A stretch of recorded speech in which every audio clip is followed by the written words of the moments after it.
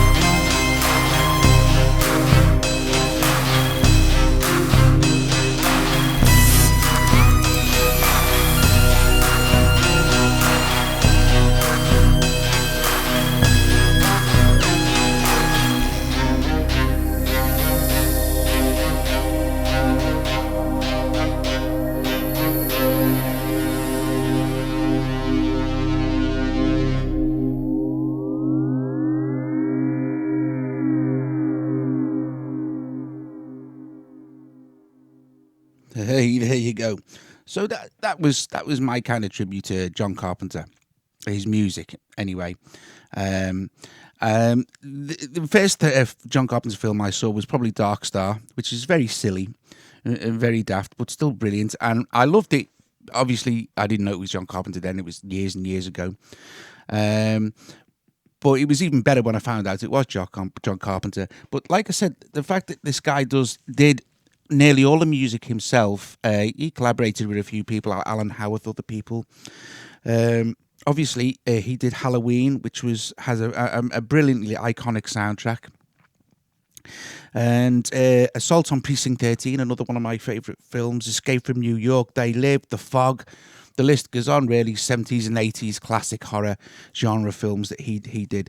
Some interesting facts were the Assault on Precinct 13 soundtrack was done in one day. And Halloween soundtrack only took 3 days to record. So, it's not like, it's kind of, and if you listen to them as well, the quality is quite bad. But then again, it was back in the day, and these films were massive budget films. And also, if he's asked in interviews and stuff, why did he decide to do his own music? The first thing he usually says is because he was fast and cheap, or cheap and fast. But I think it's a bit more than that, because, if you're a director of a movie and you're going to have a better idea of how you want the film to sound, if you like. So I think that's a really good thing as well. There's another notable point is that probably his first big film for a studio, which was The Thing, the remake of The Thing, which was based on the book, I think short story or novella, Who Goes There. When he did that, it was, I think, one of the first, because it was a studio film, one of the first films he did. He didn't write the screenplay, and he did not compose the music.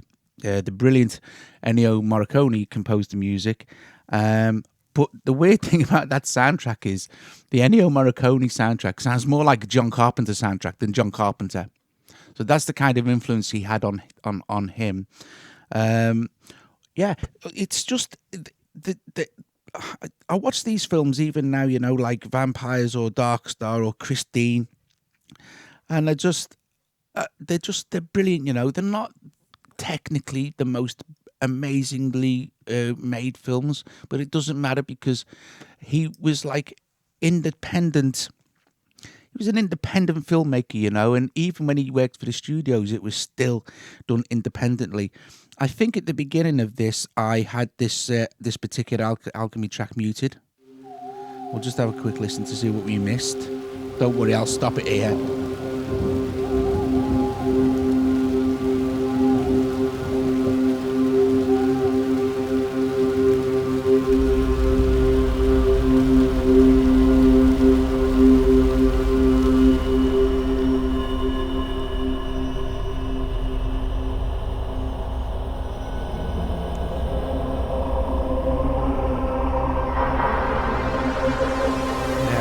There goes Magellan rolling in.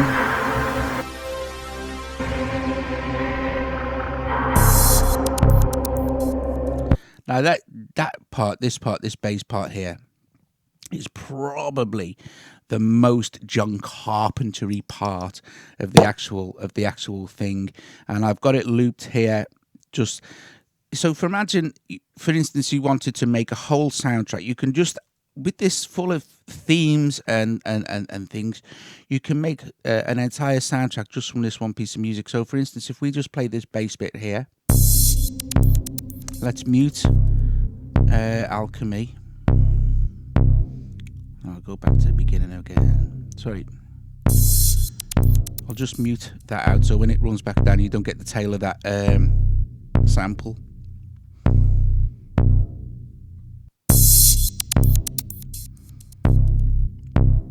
So you could theoretically play that for 3 or 4 minutes into audio share, and then you would just have that for a certain thing. Also, if you picked out other things here, let's just select what we have. Let's just solo that. I'll get to.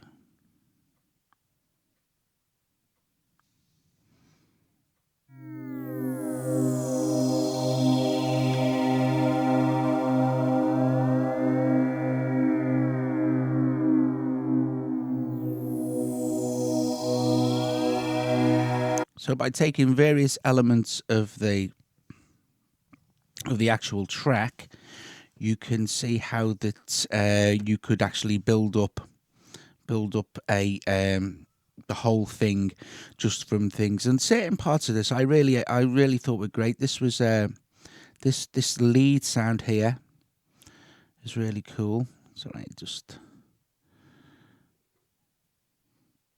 do some jiggery pokery. Yeah. The lead sound from Thor, Nave. Let's just solo that out.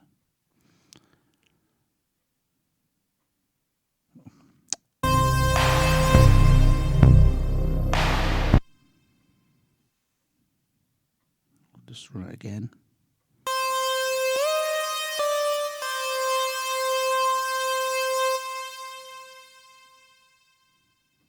It just has its own thing. Where's I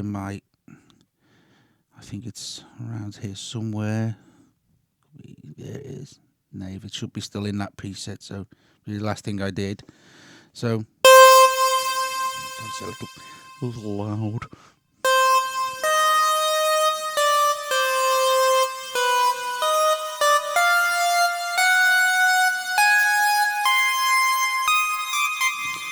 So it has a lovely reverb on, and that's just a preset.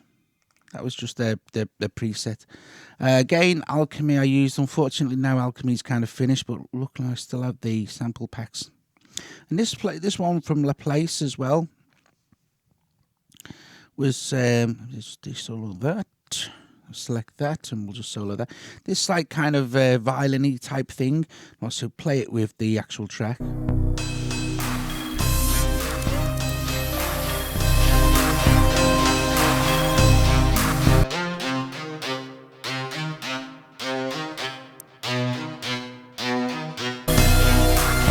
If you listen, it sounds actually more like a violin sample when it's in the mix.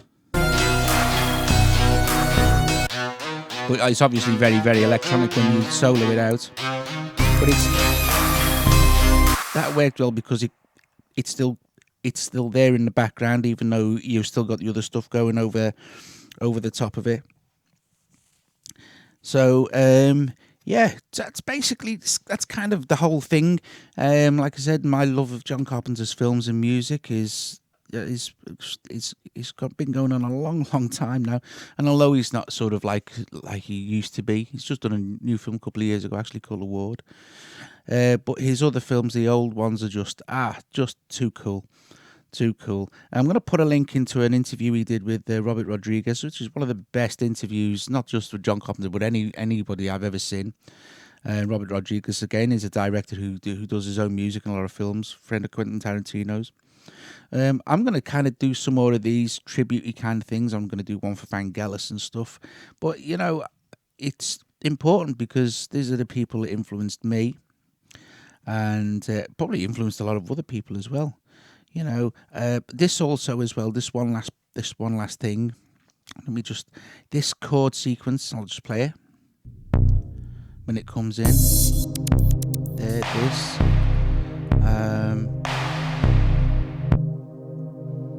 This is Zeta.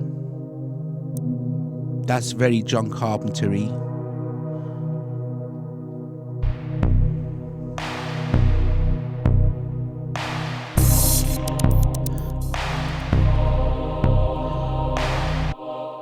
Sampletank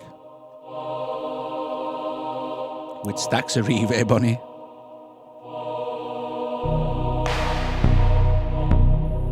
Yeah, so I had a blast recording this. I hope you enjoyed listening to it. And like I said, you know, if you're not familiar, if you're younger and you're not familiar with John Carpenter's films, go and check a few of them out.